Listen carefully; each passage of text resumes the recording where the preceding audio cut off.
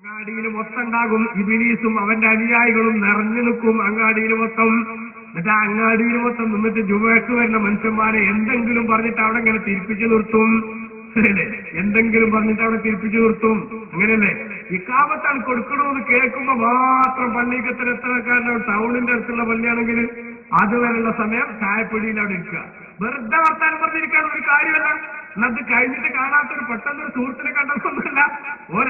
വീട് മുതലേ നേരത്തെ വന്നു 10 മണിക്കന്നെ കുളിച്ചൊക്കെ റെഡിയായിട്ട് ഇത്ര നേരത്തെ ഇപ്പൊ പള്ളി പോകേണ്ടതൊക്കെ വിചാരിച്ചിട്ടുണ്ടാവും. എവിടെ ഇവൻ ഖുത്ബ തുടങ്ങിയാലും എന്ത് ചെയ്യൂല, പള്ളിയിലേക്ക് കയറൂല. നിസ്കാരം തുടങ്ങുന്നുള്ള നേരം അല്ലേ.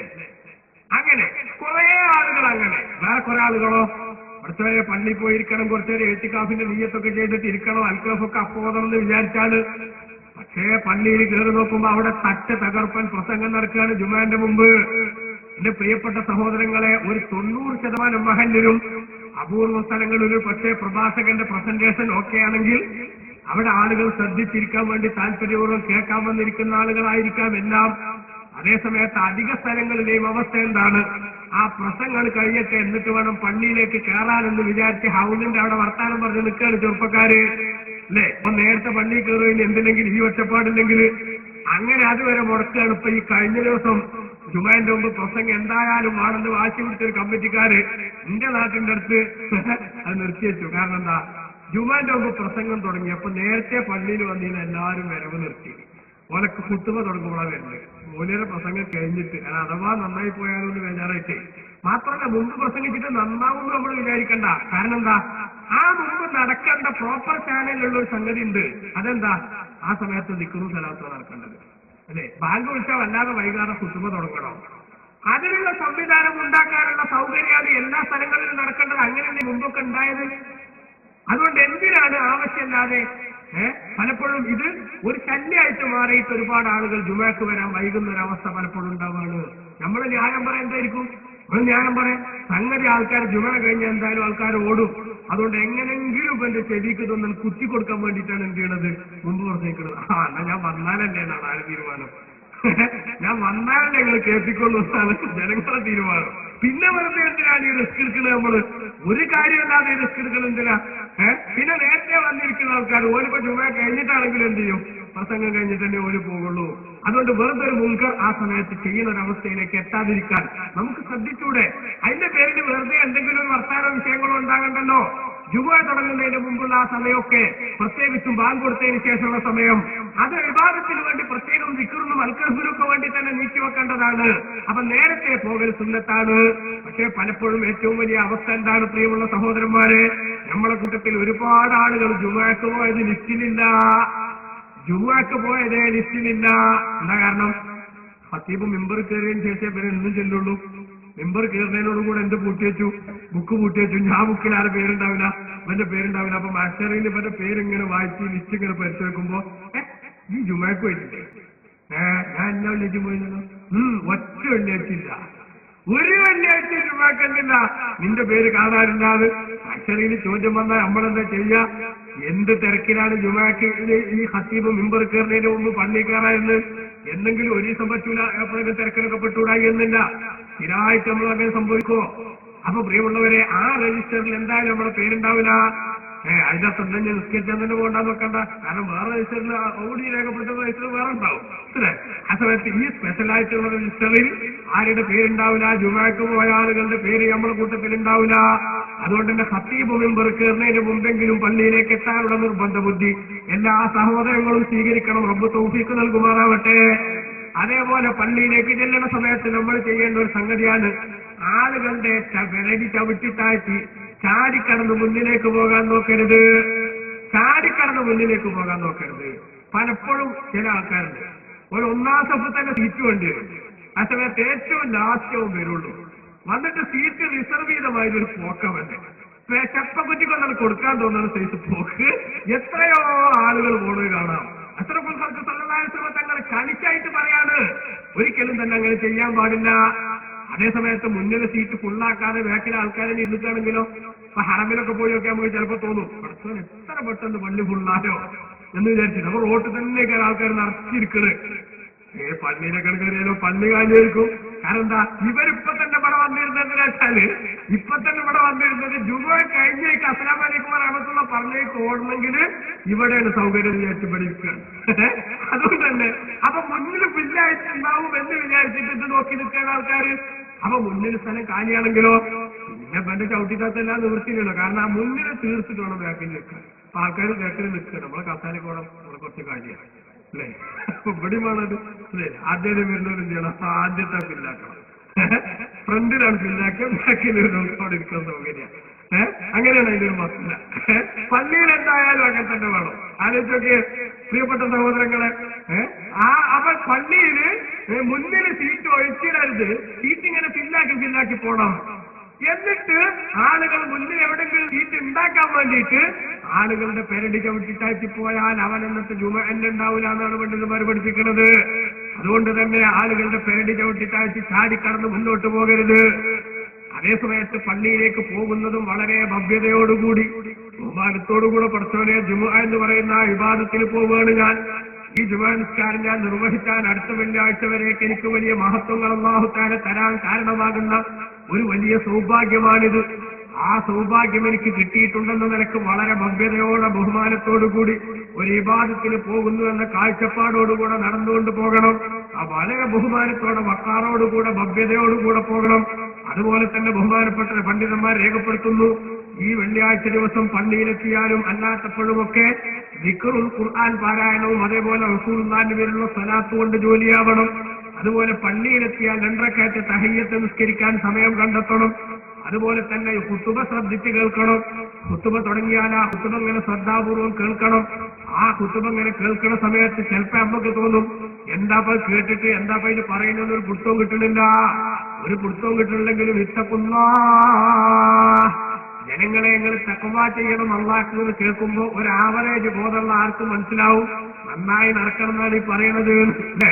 അതിന് ശേഷം പറയുന്നതിനെ സംബന്ധിച്ച് മൊത്തത്തിലൊരു വിവരം ഇത് നന്നായി നടക്കണം, തോന്നിയാസം കാട്ടരുത് എന്നാണ് പറയുന്നതെന്ന് ഏതൊരാൾക്കും മനസ്സിലാകും. അങ്ങനെ മനസ്സിലാക്കിയാൽ മതി. പൊതുവില് അല്ലെ ആകെ മൊത്തം ഇങ്ങനെയാണ് പറഞ്ഞതെന്ന് പറയുന്നത്. അപ്പൊ അതാണ് ഇപ്പൊ പറഞ്ഞതിന്റെ ചുരുക്കെന്ന് മനസ്സിലാക്കിയാൽ മതി. മഹാനായ ഖാദി ഹുസൈൻ റളിയല്ലാഹു അൻഹുവിനോട് അക്കാലത്താരോ ചോദിച്ചു, അറബി തന്നെ കുത്തുബോധനം നിങ്ങൾ വാശി പിടിക്കണം, അതേസമയത്ത് അറബിയിലോതിയിട്ട് കേൾക്കുന്ന ആൾക്കാർക്കൊന്നും മനസ്സിലായില്ലെങ്കിൽ എന്താപ്പാ ഓത്തുകൊണ്ട് കാര്യം? ആ ചോദ്യത്തിന്റെ മറുപടിയിൽ ബഹുമാനപ്പെട്ട ഖാദി ഹുസൈൻ റളിയല്ലാഹു അൻഹു ശാഫിഈ മദ്ഹബിലെ പ്രമുഖ പണ്ഡിതൻ പറഞ്ഞു, അൽ ഇൽമു ബിൽ വഅദി മിൻ ഹൈസുൽ ജുംല, മൊത്തത്തിൽ അത് നന്നായി നടക്കണം, തെറ്റ് ചെയ്യരുത് എന്നൊരു ഉപദേശമാണ് ഇവനറിയില്ലേ. അതറിയാത്ത ആരെങ്കിലും ഉണ്ടാകോ? കുത്തുബങ്ങനെ അറബിയിൽ നീട്ടി ഓതുന്ന സമയത്ത് പഠിച്ചവനെ നന്നായി നടക്കണം എന്നാണ് ആ പറയുന്നത് ആർക്കും മനസ്സിലാകും. അങ്ങനെ പൊതുവിൽ മനസ്സിലാക്കിയാൽ മതി. അങ്ങനെ ആ കുത്തുബ ശ്രദ്ധിച്ച് കേൾക്കുക, അതൊരു പുണ്യാണ്. അതേപോലെ ഖുർആൻ ശ്രദ്ധിച്ച് കേൾക്കുക. ഫൈദാ ഖുരിഅൽ ഖുർആനു ഫസ്തമിഉ ലഹു വഅൻസിതു ലഅല്ലകും തുർഹമൂൻ. അല്ലാഹു തആല വിശുദ്ധ ഖുർആനിൽ തന്നെ പറയുന്നുണ്ട്, ഖുർആൻ കേൾക്കുമ്പോ, ദിക്ർ കേൾക്കുമ്പോ, സ്വലാത്ത് കേൾക്കുമ്പോ നാം അത് ചൊല്ലുകയല്ലെങ്കിൽ ശ്രദ്ധാപൂർവ്വം അത് കേട്ടുകൊണ്ടിരിക്കണം. അതിങ്ങനെ ചെവി കൊടുത്ത് ശരിക്കും ശ്രദ്ധിച്ച് കേൾക്കുന്നത് പുണ്യമാണ്. കാതുകൊണ്ട് ചെയ്യുന്ന ഇബാദത്തുകളുടെ കൂട്ടത്തിൽ വരുന്നതാണ്. അതേസമയത്ത് ഖുർആനിന് കാതോർക്കാൻ പലപ്പോഴും നമുക്ക് സമയമില്ല. എന്റെ പ്രിയപ്പെട്ട സഹോദരങ്ങളെ, നമ്മൾ ആലോചിക്കണം. നമ്മുടെ വീട്ടിൽ ചിലപ്പോൾ CD അങ്ങ് വെച്ചിട്ടുണ്ടാകും ഖുർആനിന്റെ അല്ലെ, അല്ലെങ്കിൽ ചാനലില് ഖുർആൻ ഇങ്ങനെ ഓതുന്ന സമയത്ത് അത് നമ്മളെ ഓണാക്കി വെച്ചിട്ടുണ്ടാകും. അതേസമയത്ത് അത് നമ്മൾ കേൾക്കണില്ല. അതങ്ങനെ ഓതിക്കോട്ടെ എന്ന് വിചാരിച്ചിട്ട് അങ്ങനെ വെച്ചിക്കാതെ ഒരിക്കലും തന്നെ ശരിയല്ല. അതിന് അപമാനിക്കലാണ്. അത് നമ്മൾ ശ്രദ്ധിച്ച് കേൾക്കണം. ആ കേൾക്കുന്ന വിധത്തിലല്ലാതെ എവിടെയും നമ്മൾ അത്തരം സംഗതികളെ ദുരുപയോഗം ചെയ്യുന്ന ശൈലി കടന്നു വരാൻ പാടില്ല. ഏതായാലും ശരി, ആ വിധത്തിൽ പ്രിയമുള്ളവരെ ജുമുഅക്ക് വന്നിട്ട് ശ്രദ്ധാപൂർവം സൗകര്യമുള്ള സ്ഥലത്ത് നിന്ന് തഹിയ്യത്ത് നിസ്കരിച്ച് എന്നിട്ട് അവിടെ തന്നെ ഇരുന്ന് ഖുതുബ ശ്രദ്ധാപൂർവം കേൾക്കണം. ആ സമയത്ത് മറ്റൊരു പണിയും നമ്മൾ ചെയ്യാൻ പാടില്ല. ബഹുമാനപ്പെട്ട റസൂലുള്ളാഹി സ്വല്ലല്ലാഹു അലൈഹി വസല്ലം പറഞ്ഞു, മൻ മസ്സൽ ഹസ ഫഖദ് ലഗാ, ആരെങ്കിലും കല്ല് തൊട്ടാൽ അവൻ അനാവശ്യം പ്രവർത്തിച്ചു. കല്ല് തൊട്ടാൽ റസൂലുള്ളാഹിന്റെ കാലത്തെ പള്ളിയിൽ മണലൂതൊക്കെ ആയിട്ടുള്ള പള്ളിയാണ്. അപ്പൊ ആ പള്ളിയിൽ ചെറിയ ചെറിയ മണിക്കല്ലുകൾ കിട്ടും. ആ കല്ലിങ്ങനെ ഇട്ട് വിറ്റാണെങ്കിൽ അവ അനാവശ്യം ചെയ്തു. നമ്മുടെ പള്ളിയിലാണെങ്കിൽ മാർബിളിലോ അല്ലെങ്കിൽ കാർപ്പറ്റിലൊക്കെ ഇങ്ങനെ വെറുതെ ഇങ്ങനെ കണ്ടുകൊണ്ട് ഇങ്ങനെ ചിത്രം വരയ്ക്കണം ഓരോരുത്തർ, അല്ലെങ്കിൽ മൊബൈൽ ഇങ്ങനെ എടുത്ത് തിരിച്ചാണ് അല്ലേ. കുത്തുബ ഇങ്ങനെ നടന്നുകൊടുക്കുമ്പോഴേ കുത്തുബ നമ്മൾ കേൾക്കുന്നുണ്ട്, അതോടൊപ്പം തന്നെ മൊബൈൽ ഇങ്ങനെ എടുത്ത് തിരിച്ചാണ്. അല്ലെങ്കിൽ കയ്യിലൊരു പേനൊക്കെ വിളിച്ചിട്ട് അല്ലെങ്കിൽ വേറെ എന്തെങ്കിലും ഇങ്ങനെ കാട്ടിയിട്ട് ഇങ്ങനെ ഇരുന്നിട്ട് ഇങ്ങനെ പേനൊക്കെ കണ്ട് ഇവിടെ ഇങ്ങനെ അടിക്കുക. ഇങ്ങനെ പല പരിപാടി ഓരോരുത്തരും ചെയ്യുന്നുണ്ട്. അങ്ങനെ ഒന്നും ചെയ്യാൻ പാടില്ല, അതൊക്കെ അനാവശ്യമാണ്. അത്തരം അനാവശ്യങ്ങളിലൊന്നും പോകാതെ കുത്തുബ ശ്രദ്ധിച്ച് കേൾക്കണം. അങ്ങനെ നിസ്കാരം കഴിഞ്ഞതിന് ശേഷം പ്രിയമുള്ള സഹോദരന്മാരെ, വെള്ളിയാഴ്ച ദിവസം ജുമുഅ നിസ്കാരം കഴിഞ്ഞതിന് ശേഷം 7 തവണ സൂറത്തുൽ ഫാത്തിഹയും 7 തവണ ഖുൽ ഹുവല്ലാഹു അഹദും ഖുൽ അഊദു ബിറബ്ബിൽ ഫലഖും ഖുൽ അഊദു ബിറബ്ബിൻ നാസും നിസ്കരിച്ച് സലാം വീട്ടി അതേപോലെ തന്നെ ഇരുന്നു കൊണ്ട് പാരായണം ചെയ്യുക. അത് പാരായണം ചെയ്തതിന് ശേഷം അല്ലാഹുമ്മ യാ ഗനിയ്യു യാ ഹമീദു യാ മുബ്ദിഉ യാ മുഈദു യാ റഹീമു യാ വദൂദ് അഗ്നിനി ബിഹലാലിക അൻ ഹറാമിക ബിഫദ്ലിക അമ്മൻ സിവാക ബിതാഅതിക അൻ മഅസിയതിക എന്ന പ്രാർത്ഥന കൂടി ചൊല്ലിയാൽ ബഹുമാനപ്പെട്ട പണ്ഡിതന്മാർ രേഖപ്പെടുത്തുകയാണ്, അഗ്നാഹുല്ലാഹു, അല്ലാഹു തആല അവന് ഐശ്വര്യം നൽകും. വറസഖഹു മിൻ ഹൈസു ലാ യഹ്തസിബു, അവൻ വിചാരിക്കാത്ത ഭാഗത്തുകൂടെ അല്ലാഹു ഒരു പ്രത്യേകം ഭക്ഷണം നൽകും. വഗഫറ ലഹു മാ തഖദ്ദമ മിൻ ദംബിഹി വമാ തഅഖറ, കഴിഞ്ഞകാല ജീവിതത്തിലെയും വരാനിരിക്കുന്ന ജീവിതത്തിലെയും അരുതായ്മകൾ അല്ലാഹുവിന് പുറത്തു കൊടുക്കും. വഹസുന ലഹു ദീനഹു വദുനിയാഹു, അവന്റെ ദീനിനെയും ദുനിയാവിനെയും അല്ലാഹു സംരക്ഷിക്കും. വഅഹ്ലഹു വവലദഹു, അവന്റെ കുടുംബത്തെയും മക്കളെയും അല്ല സംരക്ഷിക്കും. നമ്മുടെ കുടുംബത്തിന് മൊത്തം സേഫ്റ്റി ഉണ്ടാകാൻ, സുരക്ഷിതത്വം ഉണ്ടാകാൻ, പ്രിയമുള്ളവരെ, ഭൗതിക ലോകത്ത് അതോടൊപ്പം തന്നെ ദീനിന്റെ പുരോഗതിക്ക് തടസ്സമുണ്ടാകാതെ, നമ്മുടെ വിശ്വാസം ഏതെങ്കിലും വിദഗ്ധകാരൻ കുത്തിക്കൊണ്ടുപോകാതെ, ആരെന്നെ എന്ത് തന്നെ പറഞ്ഞാലും നമ്മുടെ മനസ്സതിലേക്ക് ചായാതെ സ്ട്രൈറ്റായ റൂട്ടിലൂടെ സഞ്ചരിക്കാനുള്ള സൗഭാഗ്യത്തിന് നമുക്ക് അവസരമുണ്ടാക്കി തരുന്ന സംഗതിയാണ് വെള്ളിയാഴ്ച ജുമുഅ നിസ്കാരം കഴിഞ്ഞതിന് ശേഷം അങ്ങനെ തന്നെ ഇരുന്നു കൊണ്ട് 7 ഫാത്തിഹയും 7 ഖുൽ ഹുവല്ലാഹു അഹദും 7 ഖുൽ അഊദു ബിറബ്ബിൽ ഫലഖും 7 ഖുൽ അഊദു ബിറബ്ബിൻ നാസ് എന്ന സൂറത്തും ഓതുന്നത്, എന്നതിന് ശേഷം ഈ പ്രാർത്ഥന നടത്തുന്നത് എന്ന് ബഹുമാനപ്പെട്ട പണ്ഡിതന്മാർ രേഖപ്പെടുത്തുന്നു. അപ്പൊ നിങ്ങൾ നോക്ക്, ഇത് പലപ്പോഴും നമുക്ക് ചെയ്യാൻ സാധിക്കുന്നില്ല. അവിടുക്കൊന്നും പോണ്ട 7 ഫാത്തിഹ പോയിട്ട് അതാ അസ്തഗ്ഫിറുല്ലാഹ് അല്ലാതെയും തുടങ്ങിയിട്ട് വളരെ ചുരുങ്ങിയ ദിക്റുകളും സുബ്ഹാനല്ലാഹ് 33, അൽഹംദുലില്ലാഹ് 33, അല്ലാഹു അക്ബർ 33, ഒരു ലാ ഇലാഹ ഇല്ലല്ലാഹു വഹ്ദഹു ലാ ശരീക ലഹു ലാ ഇലാഹ ഇല്ലല്ലാഹ് 10 വട്ടം, അതേപോലെ ഒരു ആയത്തിൽ കുറിച്ച് മാത്രം ഓതിയിട്ട് 5 മിനിറ്റ് കൊണ്ട് ദ്വാരന്ന് പിരിയാവുന്ന ഒരു സംവിധാനം, അതിനുപോലും പലപ്പോഴും ജുമുഅ നിസ്കാരം കഴിഞ്ഞാൽ നമ്മുടെ ചെറുപ്പക്കാർക്കും വയസ്സന്മാർക്ക് പോലും സമയമില്ലാതായിരിക്കുന്നു. എന്തൊരു പോക്കാണിത്, ആലോചിച്ച് നോക്കണം. വെള്ളിയാഴ്ച ഖൈറു യൗമിൻ സലാത്ത് അലൈഹി ശംസ്, സൂര്യോദയം ഉണ്ടാകുന്ന ദിവസങ്ങളിൽ ഏറ്റവും പവറുള്ള ദിവസമാണ് വെള്ളിയാഴ്ച എന്ന് ഹബീബ് റസൂലുള്ളാഹി സ്വല്ലല്ലാഹു അലൈഹി വസല്ലം തങ്ങൾ പറഞ്ഞു.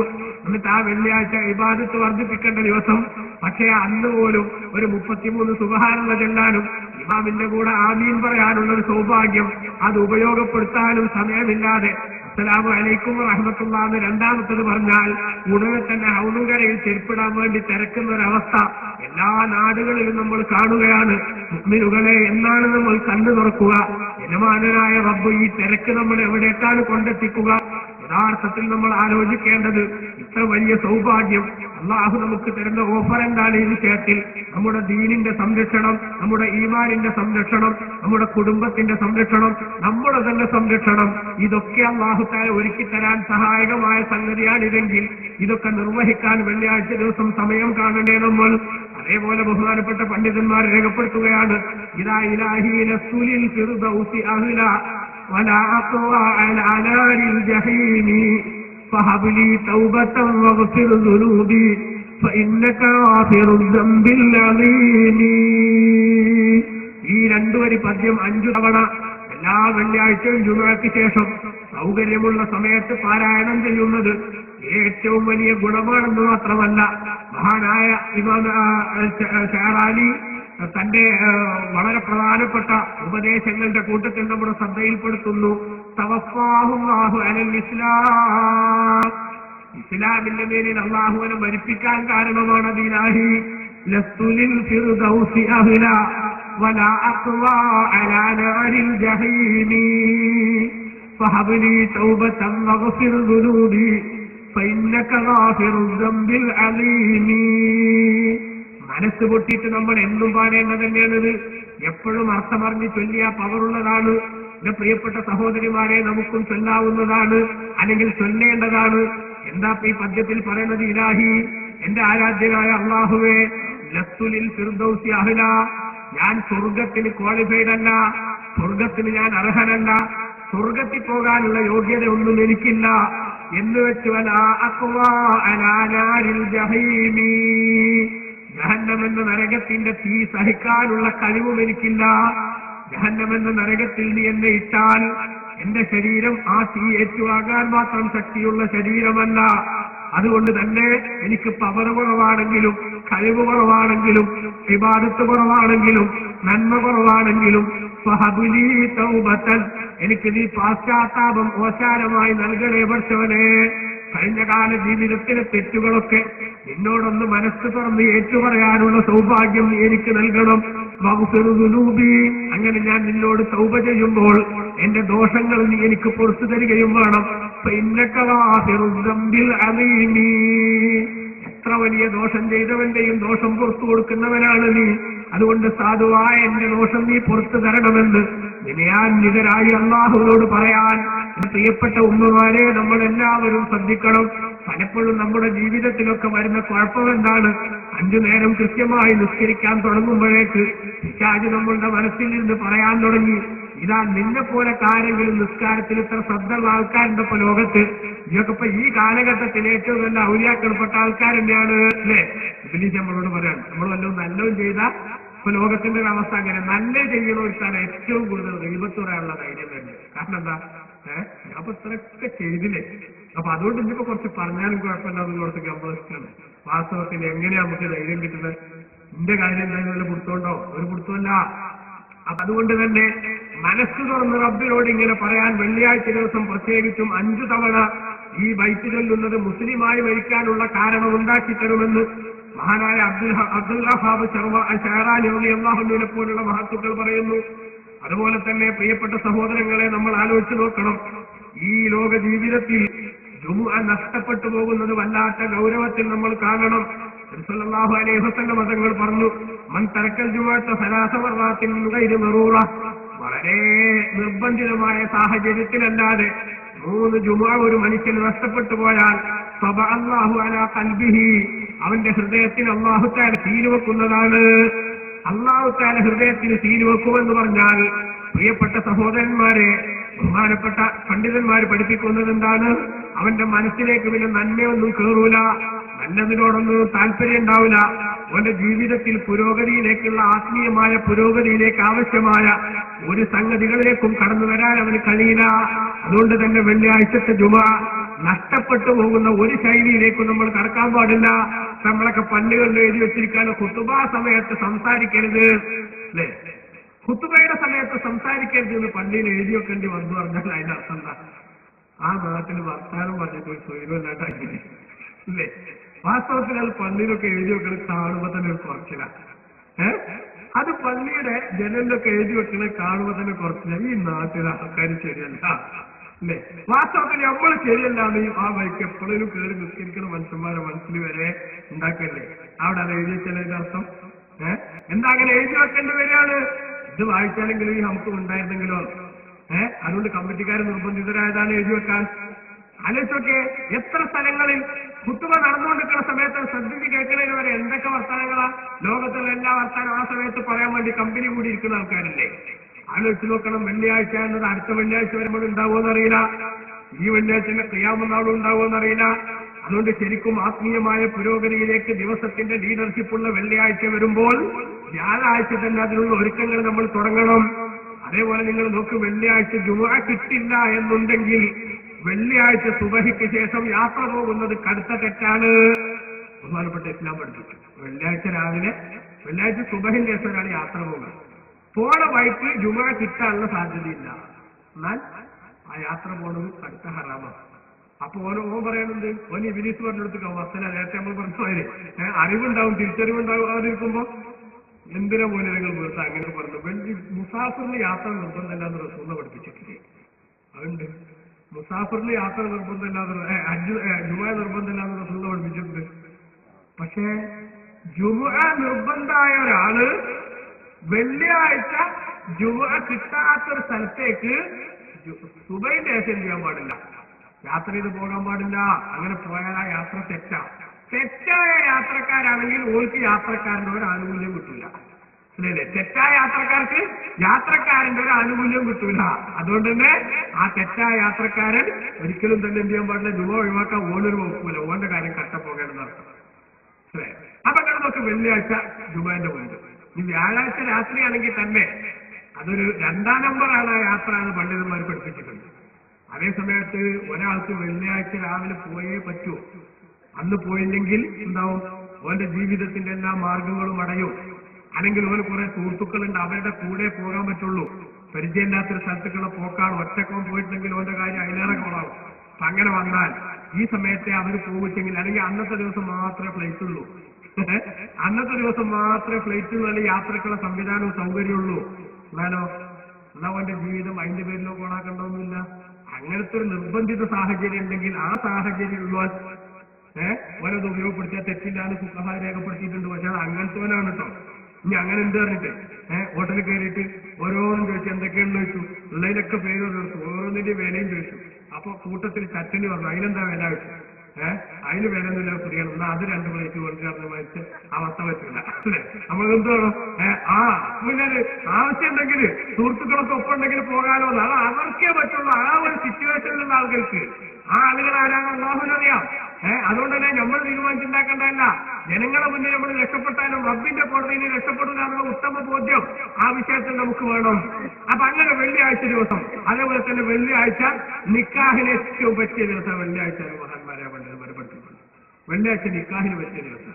നമുക്ക് ഞായറാഴ്ച അല്ലാതെ നിക്കാഹ് ശരിയാകുന്നില്ല അല്ലെ? ചെയ്തുകൂടാതൊന്നുമില്ല, ഏത് ദിവസം നിക്കാഹ് നടത്താം. പക്ഷെ വെള്ളിയാഴ്ച ഏറ്റവും പറ്റിയ ദിവസം. വെള്ളിയാഴ്ച ദിവസം പള്ളിയിൽ വെച്ചിട്ടാകുക, പകലിന്റെ ആദ്യ സമയത്താകുക, അതേപോലെ തന്നെ ചൊവ്വാല് മാസത്തിലാകുക. ഇതൊക്കെ വളരെ പ്രധാനപ്പെട്ട സംഗതികളാണ്. ആ മാസത്തിന്റെ പിന്നെ അതുവരെ നീട്ടി വെച്ചിട്ട് ഇടങ്ങേറുണ്ടാക്കൊന്നും വേണമെന്നില്ല. അതുസമയത്ത് അതതിന്റെ ഏറ്റവും പ്രയോറിറ്റി കൊടുക്കാവുന്ന സമയമാണ്. ഇങ്ങനെ വെള്ളിയാഴ്ചക്ക് ഒരുപാട് മഹത്വങ്ങളുണ്ട്. എല്ലാവരും അത്തരം കാര്യങ്ങളിൽ വെള്ളിയാഴ്ചയുടെ പവർ പ്രത്യേകം മനസ്സിലാക്കണം.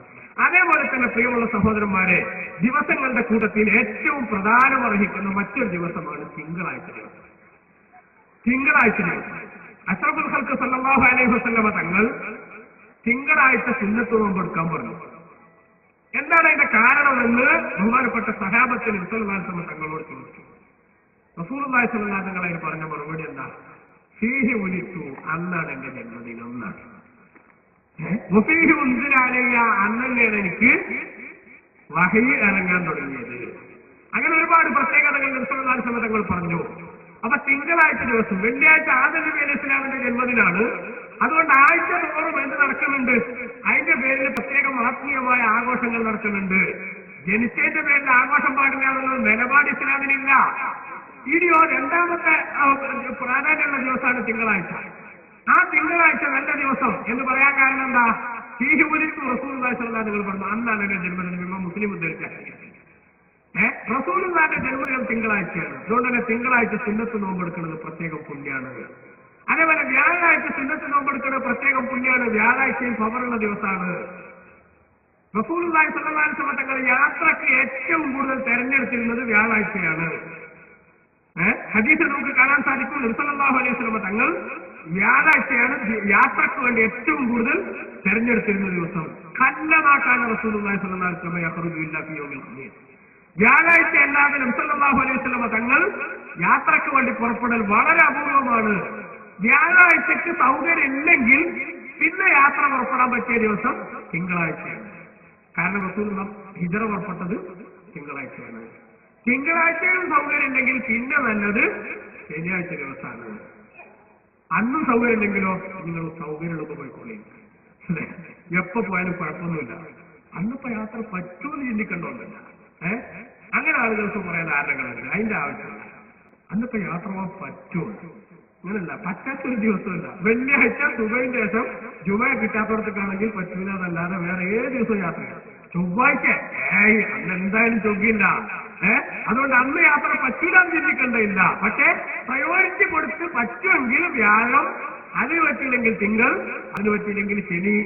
അത് തന്നെ യാത്ര പുറപ്പെടാൻ ഏറ്റവും പറ്റിയ സമയം. ബഹുമാനപ്പെട്ട റസൂലുള്ളാഹി പറഞ്ഞു, ബൂരിക്കലി ഉമ്മത്തി ഫീ ബുകൂരിഹാ. ചില റിപ്പോർട്ടുകളിൽ കാണാം, അല്ലാഹുമ്മ ബാരിക്കലി ഉമ്മത്തി ഫീ ബുകൂരിഹാ, എന്റെ ഉമ്മത്തിന് പഠിച്ചോനെ രാവിലെ സമയത്ത് നീ ബർക്കത്ത് ചെയ്യണേ, അല്ലെങ്കിൽ രാവിലെ സമയത്ത് എന്റെ ഉമ്മത്തിന് ബർക്കത്ത് ചെയ്യപ്പെട്ടിരിക്കുന്നു എന്നും ഹദീസിൽ കാണാം. അപ്പൊ നമ്മുടെ എന്ത് സംഗതി കുറങ്ങുമ്പോഴും രാവിലെ തന്നെ ഒരുങ്ങുക എന്നുള്ളത് വളരെ നല്ല കാര്യമാണ്. രാവിലെ തന്നെ ഒരുങ്ങുക എന്നുള്ളത് നല്ല കാര്യമാണ്. അപ്പോ വ്യാഴാഴ്ച നല്ല ദിവസമാണ്, തിങ്കളാഴ്ച നല്ല ദിവസമാണ്. എന്താ കാരണം?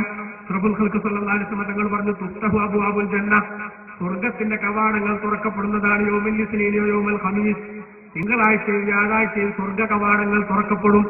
എന്നിട്ട് ഫയുഗ്ഫറു ലികുല്ലി അബ്ദിൻ ലാ യുശ്രികു ബില്ലാഹി ശൈആ, ശിർക്ക് ചെയ്യാത്ത എല്ലാ മനുഷ്യന്മാർക്കും അന്നത്തെ ദിവസം അല്ലാഹു സുബ്ഹാനഹു വ തആല ദോഷം പുറത്തു കൊടുക്കും. അതുകൊണ്ട് തന്നെ ഹബീബ് റസൂലുള്ളാഹി പറഞ്ഞു,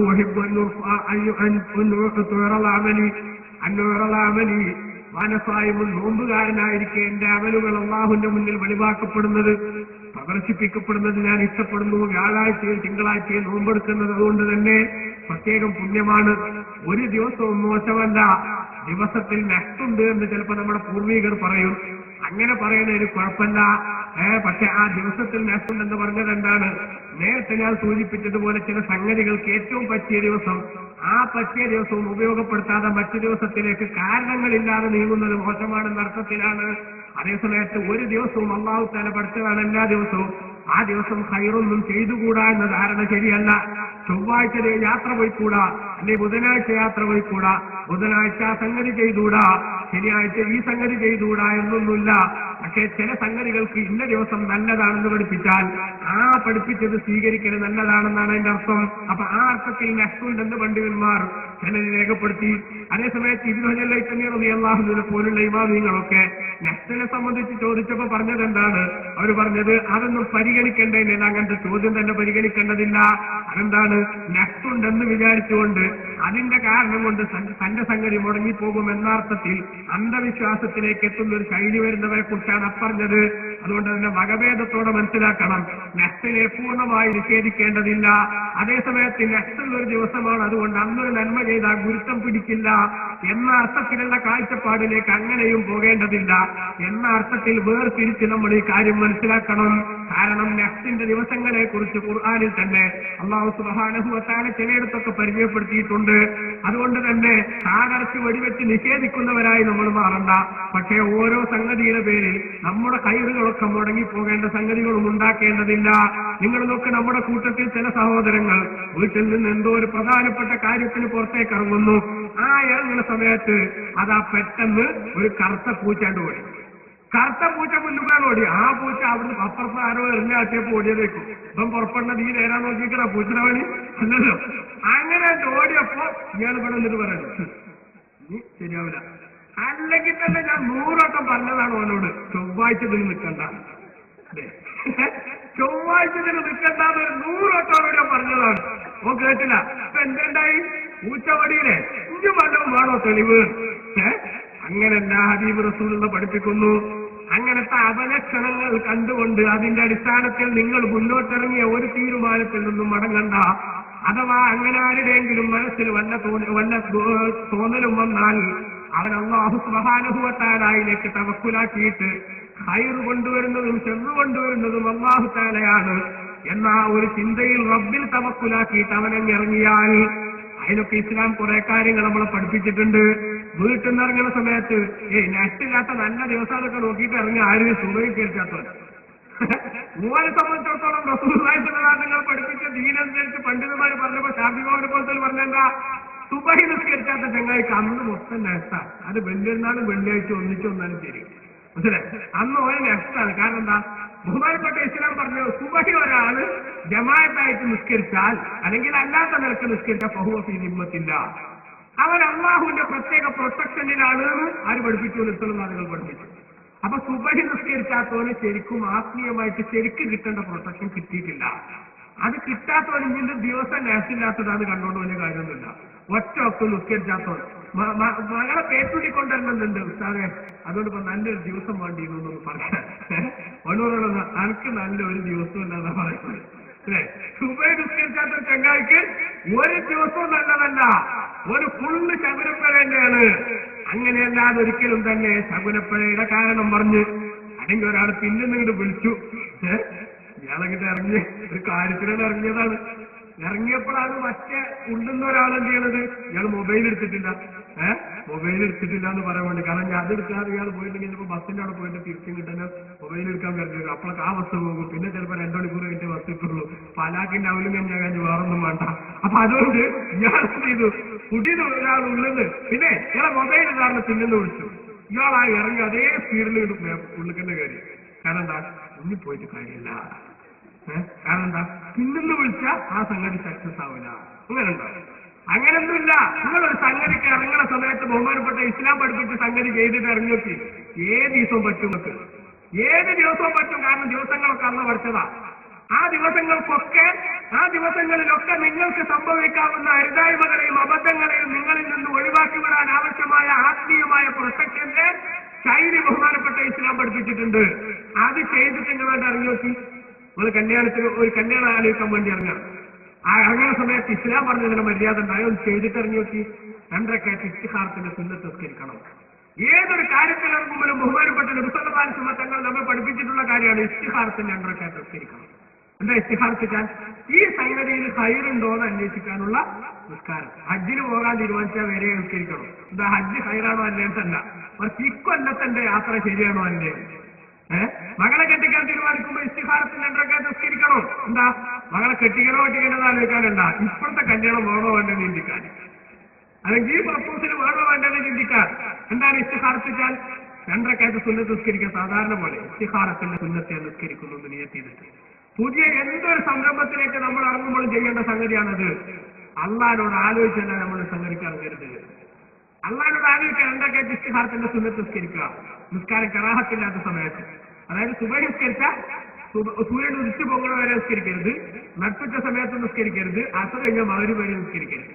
ഇതല്ലാത്ത എനി ടൈം എന്ത് പറ്റും? ഈ നിസ്കാരത്തിന് പറ്റും. 2 റക്അത്ത് ഇസ്തിഖാറത്തിന്റെ സുന്നത്തെ നിസ്കരിക്കുന്നു നിയത്ത് ചെയ്ത് നിസ്കരിക്കാം. വജ്ജഹത്തു ഫാത്തിഹ ഓതിയതിനു ശേഷം ഖുൽ യാ അയ്യുഹൽ കാഫിറൂൻ എന്ന സൂറത്ത് 1-ാമത്തെ റക്അത്തിൽ ഓതുക. ഫാത്തിഹയ്ക്ക് ശേഷം ഖുൽ ഹുവല്ലാഹു അഹദ് 2-ാമത്തെ സൂറത്ത് റക്അത്തിൽ ഓതുക. അത്തഹിയ്യാത്ത് ഓതി സലാം വീട്ടിയതിനു ശേഷം ഹംദും സലാത്തും ചൊല്ലിയിട്ട് മനസ്സ് തുറന്ന് റബ്ബിനോട് പ്രാർത്ഥിക്കാം, പഠിച്ചവനെ ഞാൻ ഇങ്ങനെ ഒരു സംഗതിക്ക് ഇറങ്ങുന്നുണ്ട്, ഇതെന്റെ ആശയാതാണ്, ഞാൻ ഇങ്ങനെ ഒരു സംഗതിക്ക് ഇറങ്ങുന്നുണ്ട്, അതെന്റെ ദീനിലും ദുനിയാവിലും ഭാവിയിലും ഒക്കെ ഗുണാണോ അല്ലേ എന്ന് എനിക്കറിയില്ല, നിനക്കറിയാം. കാരണം നിനക്കാണ് അറിവുള്ളത്, നിനക്കാണ് കഴിവുള്ളത്. എനിക്കറിവില്ല, എനിക്ക് കഴിവില്ല. അതുകൊണ്ട് തന്നെ ഈ സംഗതിയുമായുള്ള എന്റെ മുന്നോട്ടുള്ള പോക്ക് ഗുണമാണെന്നാണ് നിന്റെ അറിവിലുള്ളതെങ്കിൽ അതുമായി ബന്ധപ്പെട്ടുള്ള എല്ലാ വഴികളും എനിക്ക് എളുപ്പമാക്കി തരണം. അഥവാ ഗുണമല്ല എന്നാണ് നിന്റെ അറിവിലുള്ളതെങ്കിൽ ഗുണമുള്ളിടത്തേക്ക് എന്നെ നീ എത്തിക്കണം, ഇതിൽ നിന്ന് നീ എന്നെ പിന്മാറ്റണം. ആശയം മനസ്സിലായില്ലേ? ഇത് ദ്വാരക്ക എന്ത് വിഷയത്തിനിറങ്ങുമ്പോഴും ഓരോ വിഷയത്തിനിറങ്ങുമ്പോൾ അതുമായിട്ട് ബന്ധപ്പെടുത്തി പറയണം മാത്രം. പക്ഷേ എന്റെ മകൾക്ക് കല്യാണം വന്നിട്ടുണ്ട്, ഈ കല്യാണം ഹൈറാണോ അല്ലേന്ന് എനിക്കറിയില്ല, നിനക്കറിയാം. അതിന്റെ വിഷയത്തിൽ എന്താക്കണമെന്നുള്ള കഴിവ് നിനക്കാണ്, എനിക്കില്ല. ഹൈറാണെങ്കിൽ അതിന്റെ വഴികളൊക്കെ നീ എളുപ്പമാക്കണം. അല്ലെങ്കിൽ ഏതെങ്കിലും ഒരു കല്യാണ ഉറക്കിനെ കൊണ്ടത് മുടക്കിക്കണം അല്ലേ എന്ന് ദ്വാരക്ക. ദ്വാരന്നിട്ട് സലാത്തും ഹംദും ചൊല്ലിയിട്ട് അവസാനിപ്പിക്കുക. അങ്ങനെ ദ്വാരം അവസാനിപ്പിച്ചാൽ അല്ലാഹു സുബ്ഹാനഹു വ തആല നമ്മുടെ മനസ്സിലേക്ക് എന്തെങ്കിലും ഒരു തീരുമാനം തരും. ഒന്നുകിൽ വിഷയത്തെ മുന്നോട്ട് പോകാം, അല്ലെങ്കിലോ വേണ്ട, ഇതുമായിട്ട് ബന്ധപ്പെട്ട് മുന്നോട്ട് പോകരുത്, ഇവിടെ വെച്ച് അവസാനിപ്പിക്കണം. മനസ്സിൽ എന്തെങ്കിലും ഒരു സംഗതി കിട്ടും. ചിലപ്പോ നമ്മുടെ നിസ്കാരത്തിന്റെ ഗുണം കൊണ്ട് ഒന്നും കിട്ടിയില്ലെന്നും വരും. അത്ര ഉച്ചാരം നമ്മൾ നിസ്കാരം പലപ്പോഴും. അതുകൊണ്ട് റിസൾട്ട് ഒന്നും വന്നില്ലാന്നും വരും. വന്നില്ലാന്ന് വന്നാൽ നവീവാവിനെ പോലത്തെ പണ്ഡിതന്മാർ പഠിപ്പിച്ചു 7 തവണ വരെ എങ്ങനെ നിസ്കരിക്കണം, എന്നിട്ട് ദ്വാരക്കും വേണം. എന്നിട്ടും വരുന്നില്ലെങ്കിലോ ഇഞ്ചി കാലാകാലം നിസ്കരിച്ചത് കാര്യമുണ്ടോ? ഇല്ല.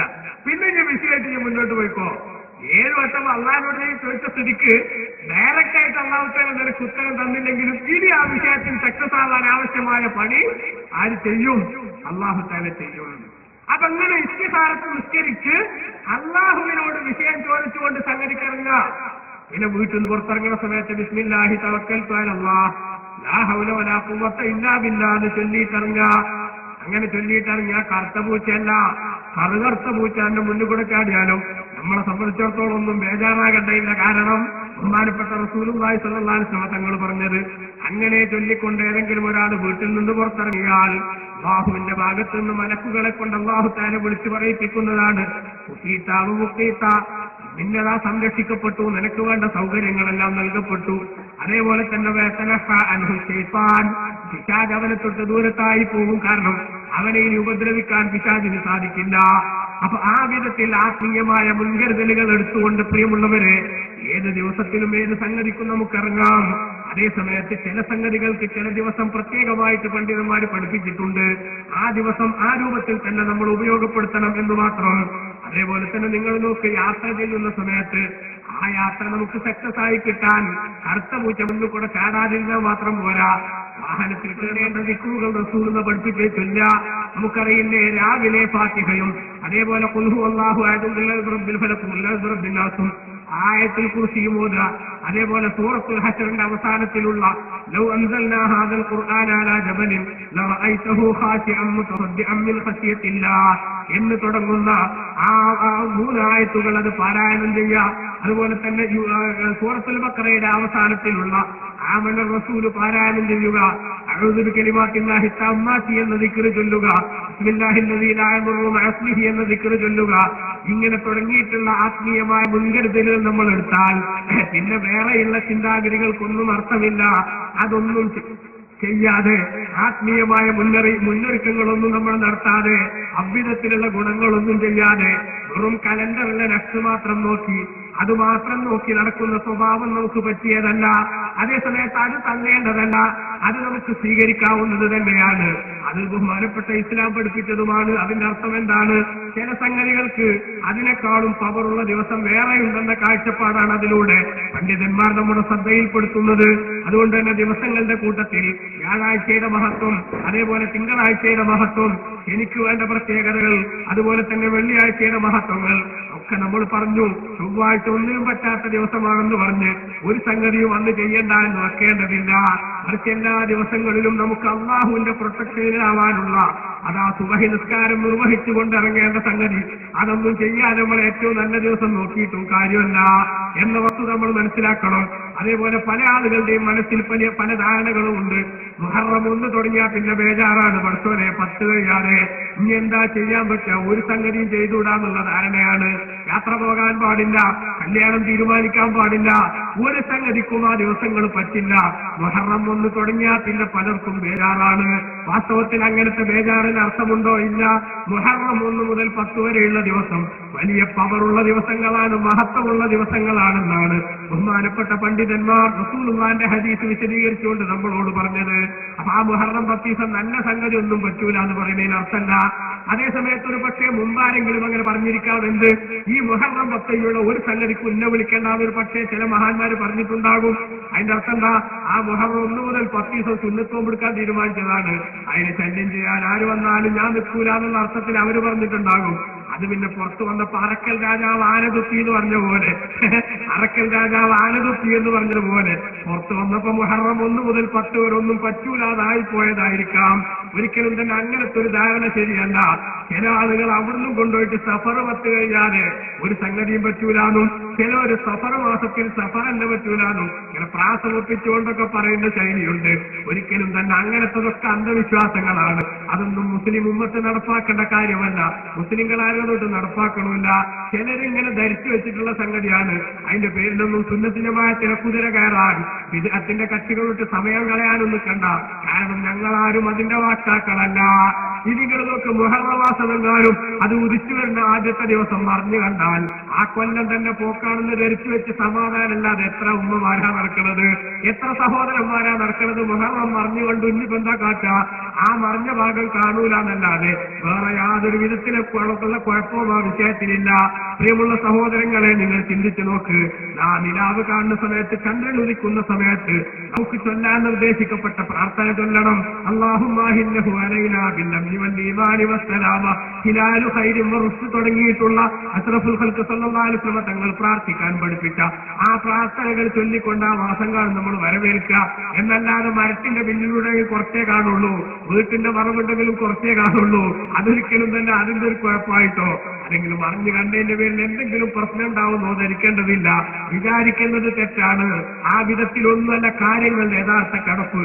ദിവസങ്ങൾ 7 അല്ലാഹു പഠിച്ചതാണ്. ആ ദിവസങ്ങൾക്കൊക്കെ അല്ലാഹു തആല ആ ദിവസങ്ങളിൽ ചെയ്യാനുള്ള ഡ്യൂട്ടികൾ നമുക്ക് നിർദ്ദേശിച്ചിട്ടുണ്ട്. ആ ഡ്യൂട്ടി നിർവഹിക്കുന്നിടത്ത് എനിക്ക് നിർബന്ധ ബുദ്ധി ഉണ്ടാകണം. ഈ ചിന്തയിലാണ് വാസ്തവത്തിൽ നമ്മളെല്ലാവരും കൂടുതലായിട്ട് പുരോഗതിയുള്ളവരാവേണ്ടത്. എന്റെ പ്രിയപ്പെട്ട സഹോദരന്മാരെ, സഹോദരിമാരെ, സുബഹി നിസ്കരിച്ചു എന്ന നിർബന്ധ ബുദ്ധി നമുക്ക് കാണുന്നില്ല. അതേപോലെ 5 നേരത്തെ നിസ്കാരം കൃത്യമായി നിസ്കരിക്കണമെന്ന് നിർബന്ധ ബുദ്ധി കാണുന്നില്ല. സൂറത്തുൽ ബഖറ നമ്മുടെ വീട്ടിൽ പാരായണം ചെയ്യാനുള്ള നിർബന്ധ ബുദ്ധി കാണുന്നില്ല. അതേപോലെ തന്നെ ഹദ്ദാദ് റാത്തീബ് അഷ്റഫുൽ ഖൽഖ് സല്ലല്ലാഹു അലൈഹി വസല്ലം തങ്ങൾ നമ്മെ പഠിപ്പിച്ചിട്ടുള്ള ഒരുപാട് ദിക്റുകളുടെ സമാഹാരമാണ്. ആ ഹദ്ദാദ് റാത്തീബ് പതിവായിട്ട് നമ്മുടെ വീട്ടിലോതിയാൽ ഒരുപാട് ദിക്റുകൾ ചൊല്ലാൻ റസൂലുള്ളാഹി നിർദ്ദേശിച്ചത് നമ്മുടെ ജീവിതത്തിൽ പകർത്താൻ കിട്ടുന്ന അവസരമാണ്. അതൊന്നും നമ്മൾ ചെല്ലാൻ സമയം കണ്ടെത്തുന്നില്ല.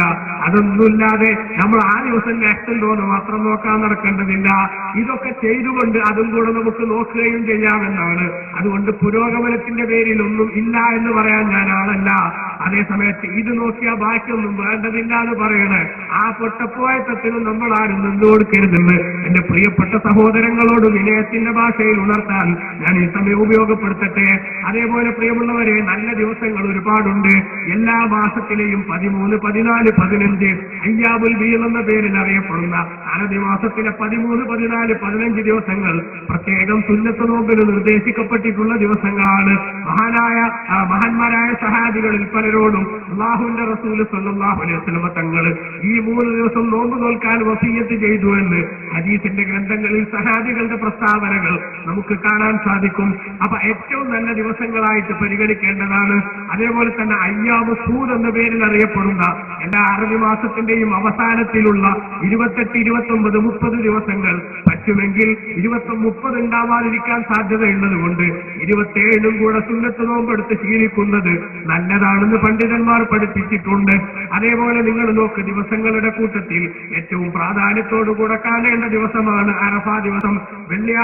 അറഫാ ദിവസം ദുൽഹിജ്ജ 9 അന്ന് അതാ പ്രിയമുള്ള സഹോദരന്മാരെ, ലക്ഷക്കണക്കിന് ഹാജിമാർ ലബ്ബൈക അല്ലാഹുമ്മ ലബ്ബൈക എന്ന മന്ത്രം ചൊല്ലിക്കൊണ്ട് അറഫാ മൈതാനിയിലൊത്തു കൂടുമ്പോൾ അവരോട് ഐക്യദാർഢ്യം പ്രകടിപ്പിച്ചുകൊണ്ട് സുന്നത്ത് നോമ്പെടുത്തുകൊണ്ട് ബാക്കിയുള്ള സ്ഥലങ്ങളിൽ പ്രാർത്ഥനാ നിരതരായി അറഫയിലെത്താൻ ഭാഗ്യം കിട്ടാത്ത മുസ്ലിമീങ്ങൾ നിൽക്കേണ്ടതുണ്ട്.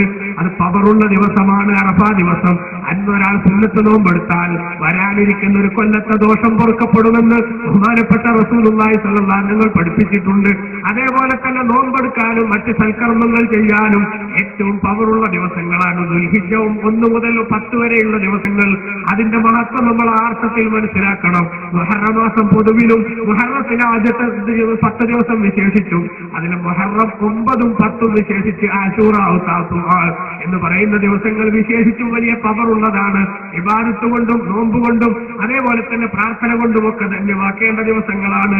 അതേപോലെ നിങ്ങൾ നോക്ക്, ശഅബാൻ 15ന്റെ രാവ് വലിയ പവറുള്ള ദിവസമാണ്. ബറാഅത്ത് രാവെന്ന പേരിൽ ഭാഗ്യമുള്ളവരും വരാത്ത രാവെന്ന പേരിൽ നിർഭാഗ്യവാന്മാരായിട്ടുള്ള ആളുകളും ഒക്കെ പറയുന്ന ശഅബാൻ 15ന്റെ രാവുണ്ടല്ലോ, ബറാഅത്ത് രാവ് വലിയ പവറുള്ള രാത്രിയാണത്. അഷ്റഫുൽ ഖൽഖ് സല്ലല്ലാഹു അലൈഹി വസല്ലം തങ്ങളുടെ ഡസൻകണക്കിന് ഹദീസുകൾ ശഅബാൻ 15ന്റെ രാവിന്റെ മഹത്വം കുറിക്കുന്നതായി നമുക്ക് കാണാൻ സാധിക്കും. പണ്ഡിതന്മാർ മുഴുവനും അവരുടെ ഗ്രന്ഥങ്ങളിൽ അത് വിശദീകരിച്ചിട്ടുണ്ട്. വിശുദ്ധ ഖുർആനിൽ അല്ലാഹു സുബ്ഹാനഹു വ തആല ഇന്നാ അൻസൽനാഹു ഫീ ലൈലത്തിൻ മുബാറക എന്ന് പറഞ്ഞ അനുഗ്രഹീത രാത്രി എന്നതുകൊണ്ട് ഉദ്ദേശം അത് ലൈലത്തുൽ ഖദർ, റമദാനിലെ ലൈലത്തുൽ ഖദറാണെന്നാണ് പ്രബലമായ അഭിപ്രായമെങ്കിലും ഒരു കൂട്ടം ഖുർആൻ വ്യാഖ്യാതാക്കൾ ഈ ബറാഅത്ത് രാവ് ആണെന്ന് പറയാൻ മാത്രം, ബറാഅത്ത് രാവ് നേരത്തെ തന്നെ മുസ്ലിം ഉമ്മത്തിന്റെ ഇടക്ക് ഫേമസ് ആണ്, പ്രസിദ്ധമാണെന്ന വസ്തുത നമ്മൾ തിരിച്ചറിയണം. ആ രാത്രി പ്രാർത്ഥനയ്ക്ക് പ്രത്യേകം പുണ്യമുള്ള ദിവസമാണ്. അതിന്റെ പകലിൽ സുന്നത്ത് നോമ്പെടുക്കാൻ റസൂലുള്ളാഹിന്റെ നിർദ്ദേശമുള്ളതാണ്. ആ രാവിന്റെ മഹത്വത്തെ കുറിച്ച് നമ്മൾ ആലോചിക്കണം. അതുപോലെ തന്നെ രാവിൽ വെച്ച് ഏറ്റവും അഫ്ളലായത് തിരുനബി പൂജാതനായ രാവ് തന്ന സാഹിബി നബി സല്ലല്ലാഹു അലൈഹി വസല്ലം തങ്ങൾ ജനിച്ച ദിവസം ആ രാവുണ്ടല്ലോ, സുബഹിയോടടുത്ത സമയത്ത് ഈ ഭൂമിയിലേക്ക് അല്ലാഹുവിന്റെ ഹബീബ് കടന്നു വന്ന രാവ്, അത് ലോകത്തെ ഏറ്റവും ശ്രേഷ്ഠതയുള്ള ദിവസമാണ്. അതിനോട് ബന്ധപ്പെടുന്ന അതേ പോലത്തിലുള്ള ദിവസം ആ വർഷത്തിൽ ആവർത്തിച്ചു വരുമ്പോ മുസ്ലിമീങ്ങൾ പ്രത്യേകം വന്ന് സന്തോഷിക്കുന്നത് സ്വാഭാവികമാണ്. കാരണം ഹബീബിനെ ഈ ലോകത്തേക്ക് അയച്ചുകൊണ്ടാണ് അല്ലാഹു തആല ഉമ്മത്തിന് റഹ്മത്ത് ചെയ്തത്, നമുക്ക് അനുഗ്രഹം ചെയ്തത്. ലോകത്തെ തന്നെ ഇരുട്ടിൽ നിന്ന് വെളിച്ചത്തിലേക്ക് നയിക്കാൻ അല്ലാഹു സുബ്ഹാനഹു വ തആല തീരുമാനിച്ച പരിഷ്കർത്താവാണ് അഷ്റഫുൽ ഖൽഖ് സല്ലല്ലാഹു അലൈഹി വസല്ലം തങ്ങൾ. അതുകൊണ്ട് തന്നെ ഈദ് മീലാദ് എന്ന് പറയുന്ന റസൂലുള്ളാഹിന്റെ ജന്മത്തോടനുബന്ധിച്ചുള്ള ദിവസം അത് പവറോടെ മുസ്ലിമീങ്ങൾ കാണേണ്ടതാണ്, മഹത്വത്തോടുകൂടെ അവർ വിലയിരുത്തിയതാണ്. അന്ന ഹബീബ് റസൂലുള്ളാഹിനെ നമുക്ക് കിട്ടിയതിന്റെ പേരിൽ അള്ളാഹുവിന് നന്ദി രേഖപ്പെടുത്തുന്ന പ്രവർത്തനങ്ങളിൽ ഒരിക്കലും തന്നെ വിമുഖത കാണിക്കാൻ മുസ്ലിം ഉമ്മത്തിന് അവകാശമില്ല. റസൂലുള്ളാഹിനോടുള്ള കാഴ്ചപ്പാടിന്റെ പേരിൽ, നബി തങ്ങളോടുള്ള ഇഷ്ടത്തിന്റെ പേരിൽ പ്രിയമുള്ള സഹോദരന്മാരെ പ്രത്യേകം കാണേണ്ട ദിവസങ്ങളാണ്. സ്വലാത്തുകൾ വർദ്ധിപ്പിക്കുന്നു മുസ്ലിമീങ്ങൾ, അന്നത്തെ ദിവസം സന്തോഷം പ്രകടിപ്പിക്കുന്നു മുസ്ലിമീങ്ങൾ, അതേപോലെ ദാനധർമ്മങ്ങൾ ചെയ്യുന്നു മുസ്ലിമീങ്ങൾ. അന്നത്തെ ദിവസം ഹബീബ് റസൂലുള്ളാഹി ഞങ്ങൾക്ക് കിട്ടിയതിന് പ്രത്യേകമായി റബ്ബിന് ശുക്ർ ചെയ്യുന്നു മുസ്ലിമീങ്ങൾ. അതൊക്കെ നബി സല്ലല്ലാഹു അലൈഹി വസല്ലം തങ്ങൾ പഠിപ്പിച്ചിട്ടുള്ള സുന്നത്തിന്റെ പരിധിയിൽ വരുന്ന കാര്യങ്ങളാണ്. ഇതാ റബീഉൽ അവ്വൽ വരാനിരിക്കുകയാണ്. അതാ ഹബീബ് സല്ലല്ലാഹു അലൈഹി വസല്ലം തങ്ങളുടെ പേരിൽ എപ്പോഴും അഭിമാനം കൊള്ളുന്ന മുസ്ലിം പ്രത്യേകിച്ചും ആ വർഷത്തിൽ ഒരിക്കൽ വിപുലമായ ആഘോഷത്തിനും വിപുലമായ ആ സന്തോഷത്തിനും ആ അവസരം കണ്ടെത്തുന്നത് ഏറ്റവും പുണ്യമുള്ള കാര്യമാണെന്ന് എന്റെ പ്രിയപ്പെട്ട സഹോദരങ്ങളെ നമ്മൾ മനസ്സിലാക്കണം. പണ്ട് കാലത്തൊക്കെ നമ്മുടെ വീടുകളിൽ റബീഉൽ അവ്വൽ 1 മുതൽ മുടങ്ങാതെ മൗലിദ് നടക്കുമായിരുന്നു. ചിലപ്പോൾ റബീഉൽ ആഖിർ 10 വരെ നീണ്ട ദിവസങ്ങളിൽ മൗലിദ് ഓതിയിട്ടേ അത് സമാപിക്കാറുള്ളൂ. അതേസമയത്ത് ഇന്ന് റബീഉൽ അവ്വൽ മാസത്തിൽ മൗലിദ് തെറ്റില്ലെന്ന് പറഞ്ഞാൽ പോലും അതിന്റെ സജീവത പലയിടത്തൊന്നും നഷ്ടപ്പെടുകയാണ്. നമ്മൾ ആലോചിക്കണം, ഹബീബ് സല്ലല്ലാഹു അലൈഹി വസല്ലം തങ്ങളെ നമുക്ക് അല്ലാഹു തആല നൽകിയതിന്റെ സന്തോഷം 24 മണിക്കൂറും പ്രകടിപ്പിക്കുന്നവരായിരുന്നു സഹാബികൾ. അതുകൊണ്ട് തന്നെ അബൂബക്കർ സിദ്ദീഖിന്റെ കാലത്ത് ഈ 12ന്റെ ഒരു കാരക്കച്ചവ കൊടുത്തോ എന്ന് മൗലവിമാര് ചോദിക്കുന്നത് വിവരക്കേടാണ്. കാരണം അവർക്ക് 12ന് കാത്തു നിൽക്കാൻ നേരമില്ല. ആനൻ ഫആനൻ, ഓരോ മൈക്രോ സെക്കൻഡിലും അഷ്റഫുൽ ഖൽഖ് സല്ലല്ലാഹു അലൈഹി വസല്ലം തങ്ങളെ കുറിച്ചുള്ള ചിന്ത, റസൂലുള്ളാഹിനെ കുറിച്ചുള്ള ഇഷ്ടം, അത് മനസ്സിന്റെ എല്ലാ ഭാഗത്തും സജീവമാക്കി നിലനിർത്തിയിരുന്ന സൗഭാഗ്യവാന്മാരാണ് അവർ. അതേസമയത്ത് പിൽക്കാലത്ത് ജനങ്ങൾ സൗകര്യപൂർവ്വം എല്ലാ നന്മകളും മറക്കാൻ തുടങ്ങി. ഹബീബ് സല്ലല്ലാഹു അലൈഹി വസല്ലം തങ്ങളെ നാമാക്കാൻ കാരണക്കാരനായ നബി തങ്ങളെപ്പോലും വിസ്മരിക്കുന്ന അവസ്ഥയിലേക്ക് എത്തിയപ്പോൾ സജീവമായ സ്മരണക്കുള്ളൊരു നല്ല സമയം എന്ന നിലക്ക് കാലത്തിന്റെ ഗതിയിൽ ഏറ്റവും ദൈർഘ്യമുള്ള വർഷത്തെ തെരഞ്ഞെടുക്കുക എന്ന ഏറ്റവും ഫിറ്റായ ഒരു അറ്റംപ്റ്റ് അത് മുസ്ലിം ഉമ്മത്ത് നടത്തിയതാണ്. റബീഉൽ അവ്വൽ 12ന്റെ ആഘോഷം എന്ന് പറയുന്നത് 11 ആഘോഷിക്കുന്നതും 13 ആഘോഷിക്കുന്നതുമല്ല. ലോകത്തെ എല്ലാ സമയത്തും ഹബീബിന്റെ പേരിലുള്ള ആഘോഷം നടക്കണം. പക്ഷേ പ്രത്യേകമായ ഒരു ആഘോഷത്തിന് കാലത്തിന്റെ ഗതിയിൽ ഏറ്റവും ദൈർഘ്യമുള്ള വർഷം എന്നത് നമ്മൾ തെരഞ്ഞെടുത്തു എന്ന് മാത്രമേ ഉള്ളൂ എന്ന് എന്റെ പ്രിയപ്പെട്ട സുഹൃത്തുക്കളെ നമ്മൾ മനസ്സിലാക്കണം. അതുകൊണ്ട് തന്നെ ആ ദിവസത്തെക്കുറിച്ച് നമ്മൾ പ്രത്യേകം ചിന്തിക്കണം. അതേപോലെ തന്നെ 2 പെരുന്നാൾ ദിനങ്ങൾ വലിയ പവറുള്ള ദിവസങ്ങളാണ്.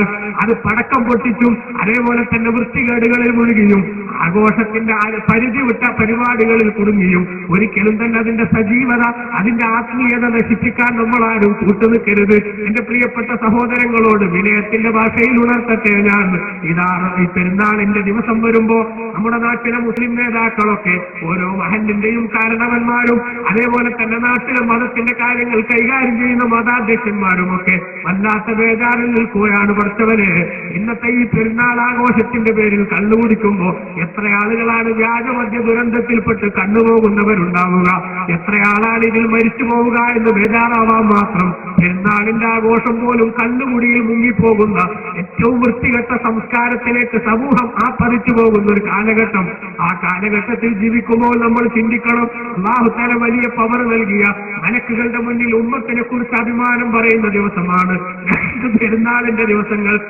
ആ 2 പെരുന്നാളിന്റെ ദിവസങ്ങളിലും പ്രിയപ്പെട്ടവരെ, അള്ളാഹു പൊരുത്തപ്പെടാത്ത ആഘോഷങ്ങളിലേക്ക് ഒരിക്കലും തന്നെ മുസ്ലിം ഉമ്മത്ത് പോയിക്കൂടാ.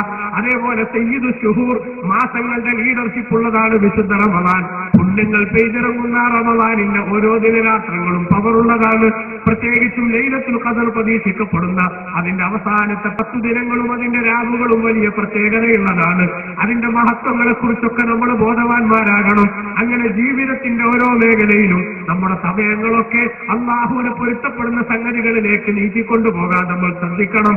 ഒരുപാട് സുന്നത്ത് നോമ്പെടുക്കേണ്ട ദിവസങ്ങൾ പറഞ്ഞുവല്ലോ. അള്ളാഹുവിലേക്ക് നമ്മെ അടുപ്പിക്കാൻ സഹായിക്കുന്ന, തെറ്റുകളിൽ നിന്ന് മാറി നിൽക്കാനുള്ള പ്രചോദനം നൽകുന്ന എത്ര ഗുണങ്ങളാണ് നമുക്ക് ഈ നോമ്പിലൂടെ അള്ളാഹുവിന്റെ ഹബീബ് സല്ലല്ലാഹു അലൈഹി വസല്ലം തങ്ങൾ നമ്മളോടൊപ്പം പഠിപ്പിച്ചിട്ടുള്ളത് എന്ന് നമ്മൾ ചിന്തിക്കണം. നോമ്പ് നോൽക്കുന്ന മനുഷ്യന്മാർ ആ സുന്നത്ത് നോമ്പായാലും മറ്റു നോമ്പുകളായാലും ഒക്കെ നമുക്ക് കാണാൻ സാധിക്കും റസൂലുള്ളാഹിനോടുള്ള പിന്തുടർച്ച എന്നത് അതിൽ ലഭിക്കുന്ന ഏറ്റവും വലിയ ആത്മീയമായ ഒരു ഗുണമാണ്. അള്ളാഹുവിന്റെ പൊരുത്തം എന്നത് അതിലൂടെ നേടാൻ സാധിക്കുന്ന ഒരു സംഗതിയാണ്.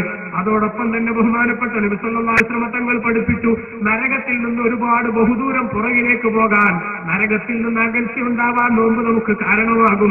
മൻ സാമ യൗമൻ ഫീ സബീലില്ലാഹ്, അല്ലാഹുവിന്റെ മാർഗത്തിൽ ഒരു ദിവസം ഒരാൾ നോമ്പെടുത്താൽ ബഅദല്ലാഹു മിൻഹു ജഹന്നമ മസീറത അമിയതാം, 100 കൊല്ലം സഞ്ചരിക്കാനുള്ള വഴി ദൂരം അവനെ അല്ലാഹു തആല നരകത്തിൽ നിന്ന് ദൂരത്താക്കും. ഒരൊറ്റ ദിവസത്തെ സുന്നത്ത് നോമ്പ് കൊണ്ടെന്ന് ബഹുമാനപ്പെട്ട റസൂലുള്ള പഠിപ്പിക്കുമ്പോ, അതേപോലെ തന്നെ അല്ലാഹു സുബ്ഹാനഹു വ തആല അവന്റെയും നരകത്തിന്റെയും ഇടയിൽ പരസ്പരം തൊട്ടുപോകാത്ത വിധത്തിലുള്ള കിടങ്ങുകൾ ഉണ്ടാക്കി അവനെ അല്ലാഹു നരകത്തിൽ നിന്ന് പ്രൊട്ടക്ട് ചെയ്യുമെന്ന് റസൂലുള്ള പഠിപ്പിച്ചു. നബി തങ്ങൾ പറഞ്ഞു, മൻ സാമ യൗമൻ ഫീ സബീലില്ലാഹ്, അല്ലാഹുവിന്റെ മാർഗത്തിൽ ഒരു ദിവസം ഒരാൾ നോമ്പെടുത്താൽ ജഅലല്ലാഹു ബൈനഹു വ ബൈനൻ നാരി ഖന്ദഖൻ കമാ ബൈന സമാഇ വൽ അർള്, ആകാശഭൂമികൾക്കിടയിലുള്ള അകലം പോലെ അവന്റെയും നരകത്തിന്റെയും ഇടയിൽ അകലം ഉണ്ടാക്കുന്ന വിധത്തിൽ അല്ലാഹു തആല അതാ സംവിധാനിക്കുന്നു പ്രത്യേക കിടങ്ങുകൾ.